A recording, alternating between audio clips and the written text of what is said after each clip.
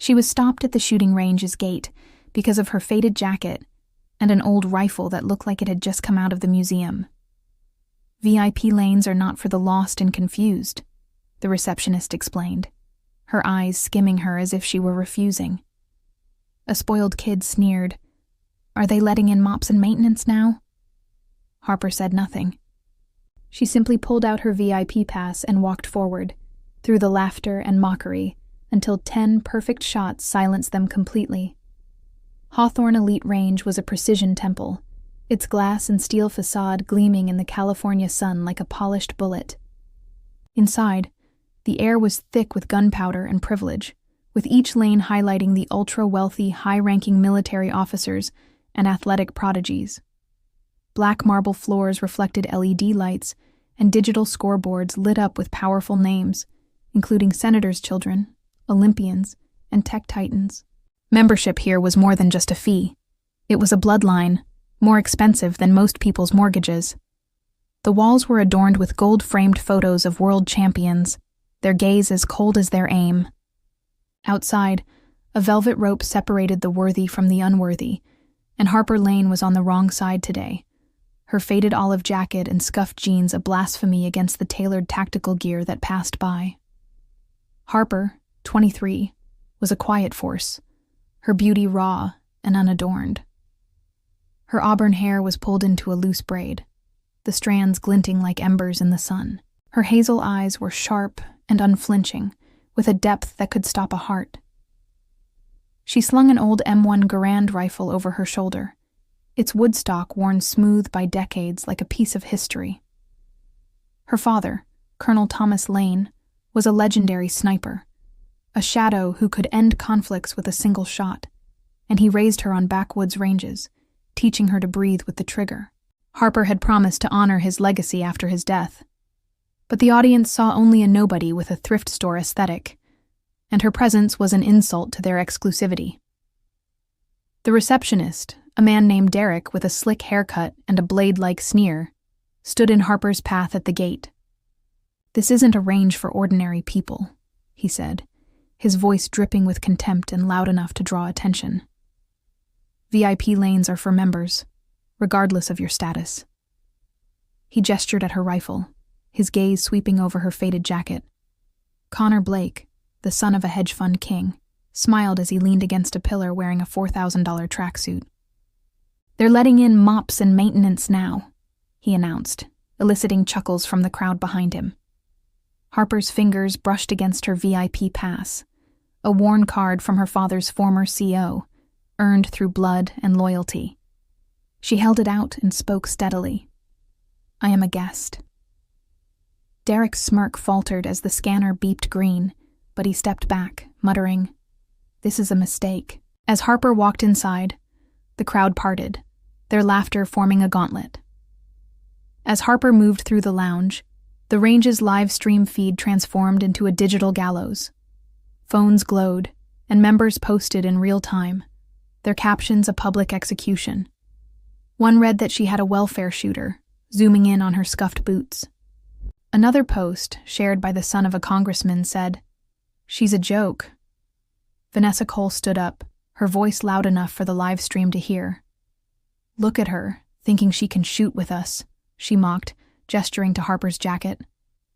"This is Hawthorne, not the salvage yard." The crowd roared, their laughter a weapon. Comments poured in, "Kick her out." A boy exclaimed, "Fraud! I bet she stole that pass from the trash." Harper's hands remained steady, her hazel eyes fixed forward, but her mother's pale and pained expression on the live stream conveyed the weight of each word. The audience's rage erupted, like a fire ready to burst, as they witnessed this coordinated cruelty. The range's interior was a cathedral of competition, with lanes stretching 50 meters beneath a soaring ceiling. Digital screens tracked each shot, and the low hum of ventilation blended with the crack of gunfire.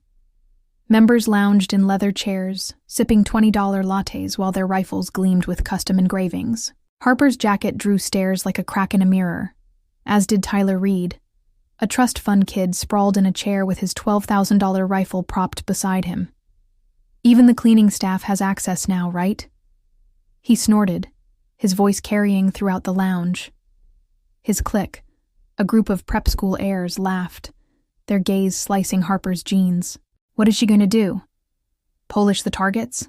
One joked, tossing a spent casing at her feet.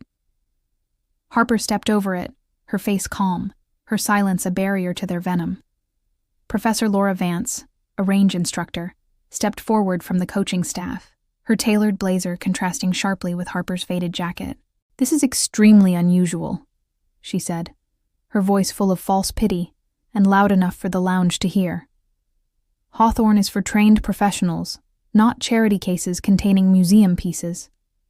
She pointed at Harper's rifle, her diamond earrings gleaming. "Your presence here lowers our standards. Perhaps a community range is more suitable for you." The audience murmured approval, with some clapping, and their elitism formed a wall around Harper.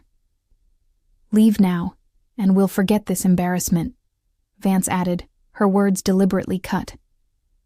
Harper's braids swayed as she adjusted her rifle, her hazel eyes flickering with hidden determination, but her face remained calm. Her mother's hands clenched on the live stream, the instructor's condescending tone, a betrayal of Harper's right to be there.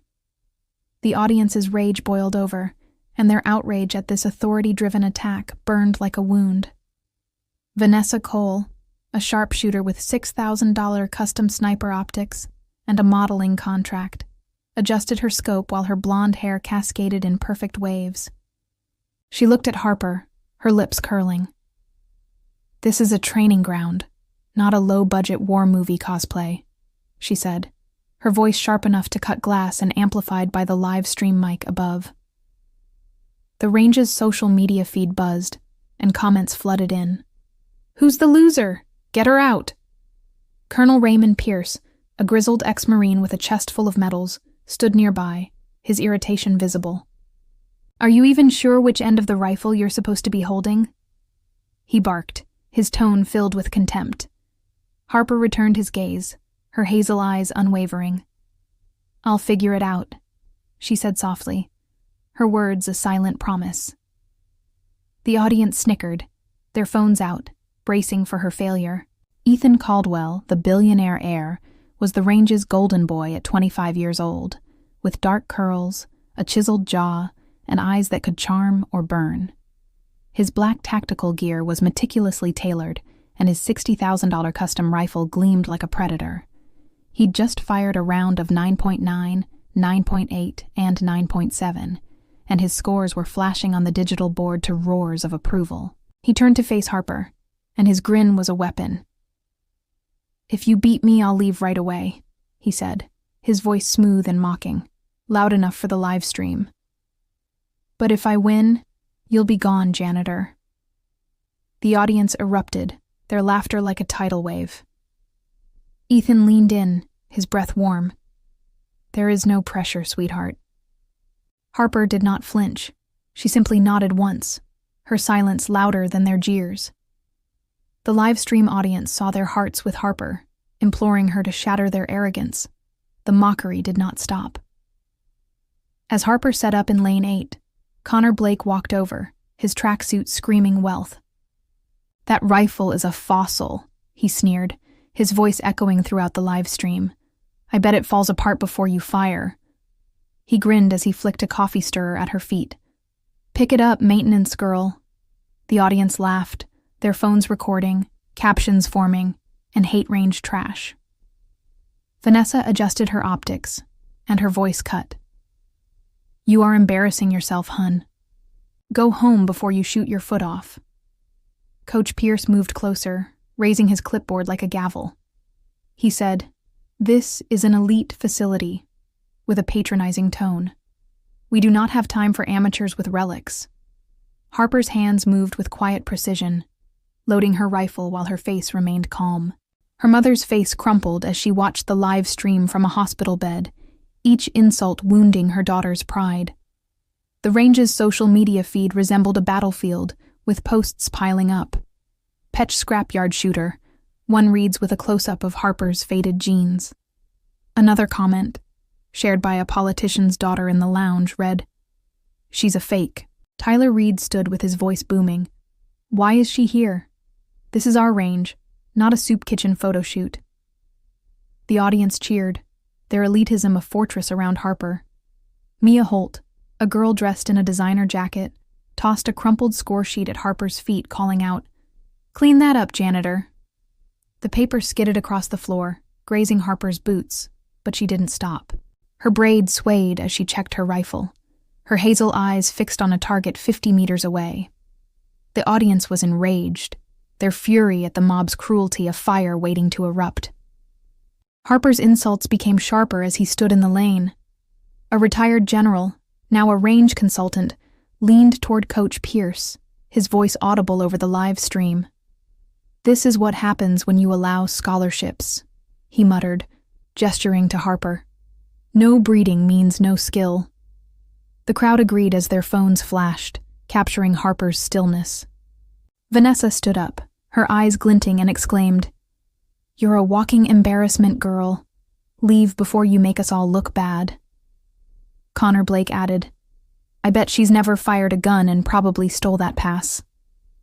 The laughter erupted, a vicious chorus, each word a stone thrown at Harper's dignity. Her fingers brushed her rifle, a faint tremor the only sign of tension, but her face remained calm, her silence a barrier against their scorn. Ethan took his turn first, his movements fluid, his rifle an extension of his will. The digital board flashed 10, 9.9, 10, nearly perfect, his fists tight. The crowd roared and clapped, their smirks directed at Harper. "Good luck, thrift store," Ethan said, his grin cocky and his eyes daring her to crumble. The live stream comments flooded in. "She's toast. There's no way she can top that." Harper approached the line, her M1 Garand steady in her grip. The audience hushed, their phones raised, bracing for her humiliation. She exhaled, her body still and focused like a laser. A tiny red dot in the middle of hundreds of rings about 50 meters away. The audience held their breath, angered by her treatment, a pulse in their veins. Shot 1, 10. The board chimed, a soft ping that broke the silence. Murmurs rippled. Tyler crossed his arms and scoffed at the lucky shot. Harper didn't blink and shot 2 10s. Vanessa's eyes slipped, and her smirk faded as the ping returned, this time sharper. Shot 3, 10. The range's congratulatory melody rang out, a rare chime for 3 consecutive perfect shots. The audience froze, their laughter fading. "Beginner's luck," Connor muttered, his voice cracking. Harper's expression remained calm, her hazel eyes fixed on the target. The livestream audience leaned in, their hearts pounding as they sensed a storm approaching. Shot 4, 10. The melody was repeated, this time louder and more insistent.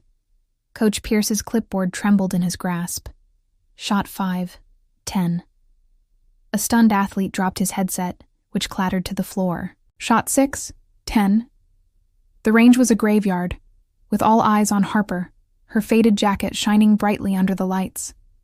Ethan's grin was gone, his jaw tightened, and his eyes narrowed. The live stream exploded. "Who is this girl? This is insane."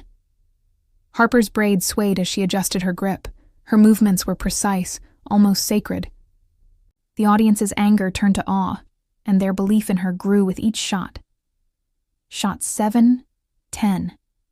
The melody was now a hymn, resonating off the steel walls. Tyler's face turned pale, his confidence crumbling.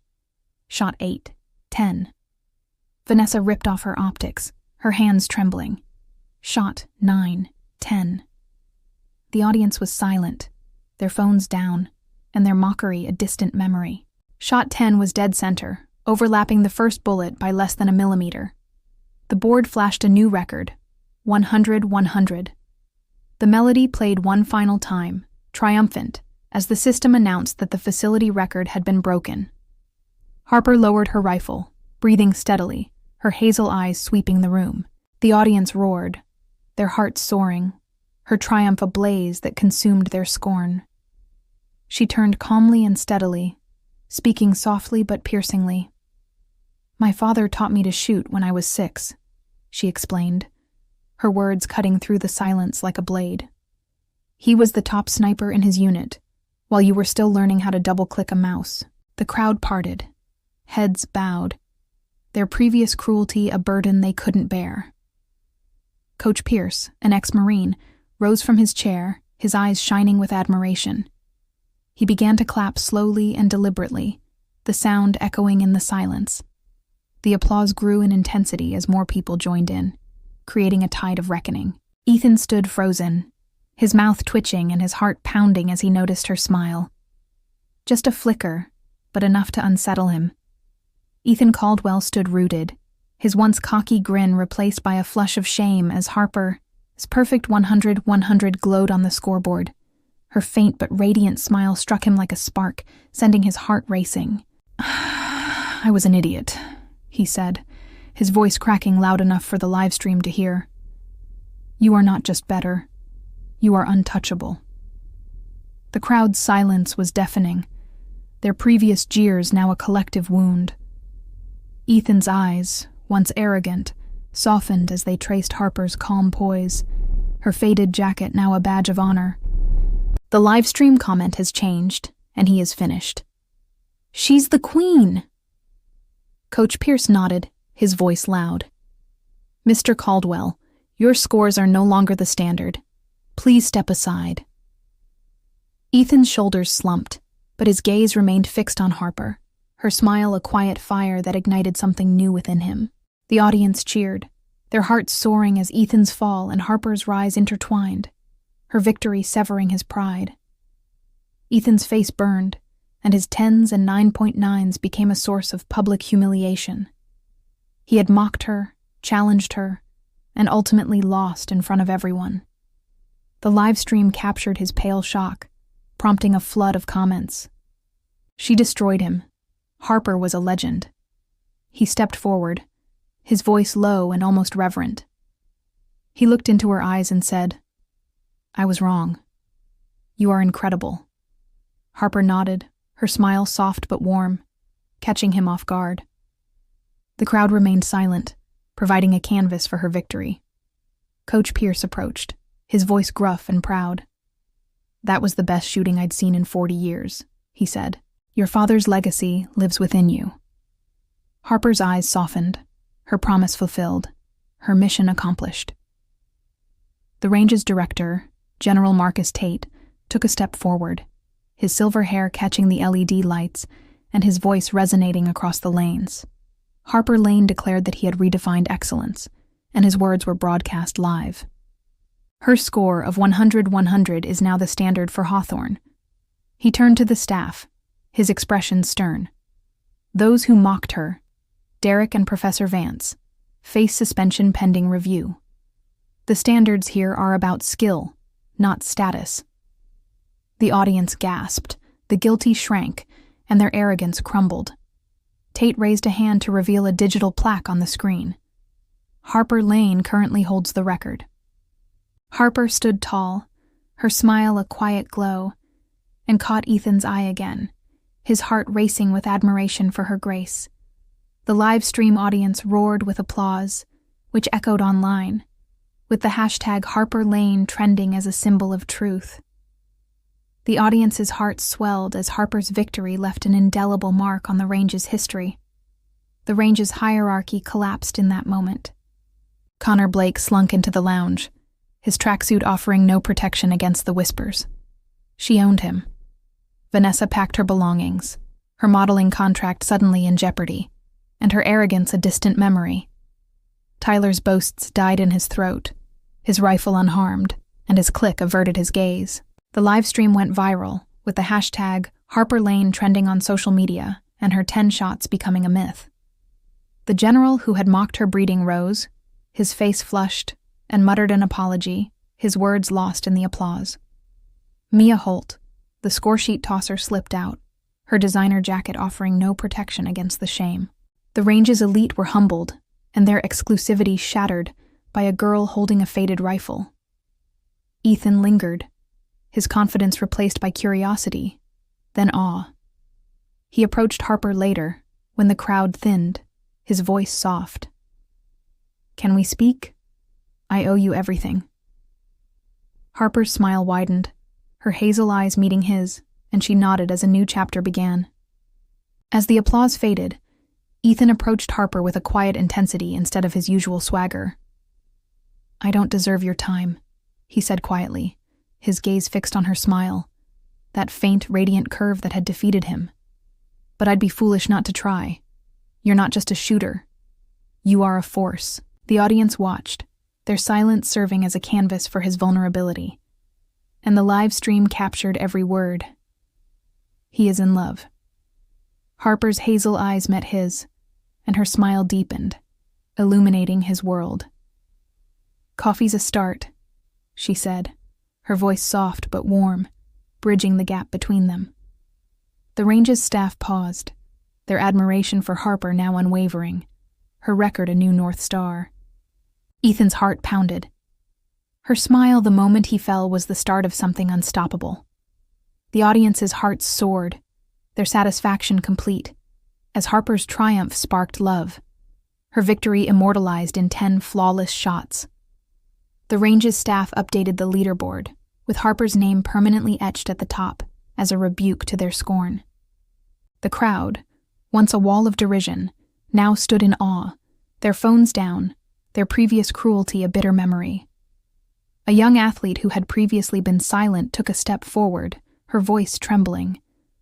"I was wrong to laugh," she admitted, her gaze fixed on Harper. "You are what this range should be." Others nodded, their applause building into a tide of respect that drowned their previous insults. Harper's soft but piercing smile drew Ethan's attention again, his heart pounding as he recognized her strength in its quiet glow. The live stream captured the shift, and the comments flooded in as she changed everything. Harper's hashtag is inspiring. Even the general who had mocked her breeding clapped, his face flushed with shame, his previous words now dust. Harper stood calmly, her faded jacket a symbol of victory, her success reshaping the range's soul. The audience's hearts pounded, their rage turned to pride, Harper's talent a beacon for all who had been overlooked. The live stream audience chanted her name, their rage turning to triumph, her victory a beacon for the forgotten. Harper and Ethan began dating a month later, their bond forged in the crucible of that day. Ethan, once a privileged prince, learned to see the world through Harper's eyes, recognizing that strength is earned rather than bought.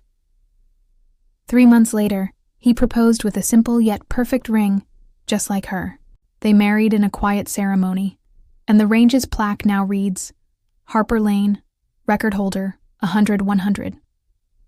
The Hawthorne Elite Range was no longer just for the elite, it was hers, reshaped by a girl in faded jeans who had silenced them all with 10 flawless shots.